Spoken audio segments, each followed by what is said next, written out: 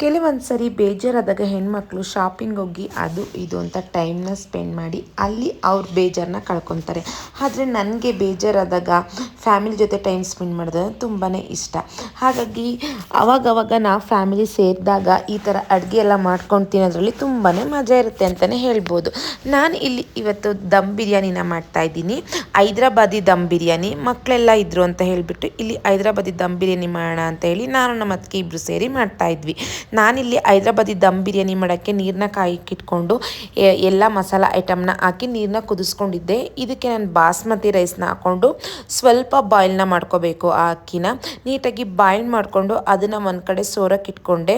ಅದು ಆದಮೇಲೆ ಈ ಕಡೆ ನಾನು ಚಿಕನ್ ಬಿರಿಯಾನಿ ಮಾಡೋಕ್ಕೆ ಮಸಾಲೆ ಎಲ್ಲನೂ ಫಸ್ಟೇ ರೆಡಿ ಮಾಡಿ ಇಟ್ಕೊಂಡಿರ್ತೀನಿ. ಅದು ಯಾವ ಥರ ಮಸಾಲೆ ರೆಡಿ ಮಾಡಿ ಇಟ್ಕೋಬೇಕು ಅಂತ ಆಲ್ರೆಡಿ ನಾನು ಲಾಸ್ಟ್ ವಿಡಿಯೋದಲ್ಲೇ ತೋರಿಸಿದ್ದೀನಿ. ಇದನ್ನು ಸ್ವಲ್ಪ ಫ್ರೈ ಮಾಡಿಕೊಂಡು ಅದು ಆದಮೇಲೆ ಇಲ್ಲಿ ಬಿರಿಯಾನಿಗೆ ನಾನು ಸ್ವಲ್ಪ ಕೇಸರಿ ಹಾಲನ್ನ ಮಿಕ್ಸ್ ಮಾಡ್ಕೊತಿದ್ದೀನಿ. ಹೈದ್ರಾಬಾದಿ ಬಿರಿಯಾನಿ ಮಾಡೋದು ಸ್ವಲ್ಪ ಟೈಮ್ ಜಾಸ್ತಿ ತಗೊಳುತ್ತೆ, ಆದರೆ ಟೇಸ್ಟ್ ಮಾತ್ರ ಸೂಪರಾಗಿರುತ್ತೆ.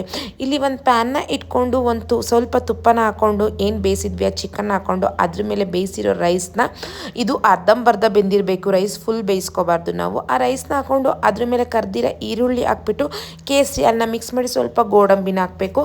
ಅದೇ ಥರ ಸ್ಟೆಪ್ ಬೈ ಸ್ಟೆಪ್ ಹಾಕ್ಕೊಂಡು ಬರಬೇಕು. ಎಲ್ಲ ಹಾಕಾದ್ಮೇಲೆ ಲಾಸ್ಟಲ್ಲಿ ಸ್ವಲ್ಪ ಕೊತ್ತಂಬರಿ ತುಪ್ಪನ ಹಾಕ್ಬಿಟ್ಟು ನೀಟಾಗಿ ಮುಚ್ಚಿ ಒಂದು ತವಾನ ಇಟ್ಟು ಸಿಮ್ಮಲ್ಲಿ ಇಡಬೇಕು ಇದನ್ನು. ಯಾಕಂದರೆ ನಾವು ಆಲ್ರೆಡಿ ರೈಸ್ನೂ ಬೇಯಿಸಿರ್ತೀವಿ ಮತ್ತು ಚಿಕನ್ನು ಬೇಯಿಸಿರ್ತೀವಿ. ಸಿಮ್ಮಲ್ಲಿ ದಮ್ ಕಟ್ಟೋಕ್ಕೋಸ್ಕರ ನಾನು ಇದನ್ನೇ ಇಡ್ತಾ ಇರೋದು.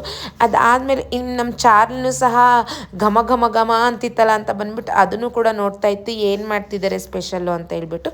ಇದೆಲ್ಲ ಆದಮೇಲೆ ಅವನಿಗೆ ಚಾರ್ಲಿಗೆ ರೇಗಿಸ್ತಾ ಇದ್ರು, ನೋಡಿ ಹಿಂಗೆ ಆಡ್ತಿದ್ದಾನೆ.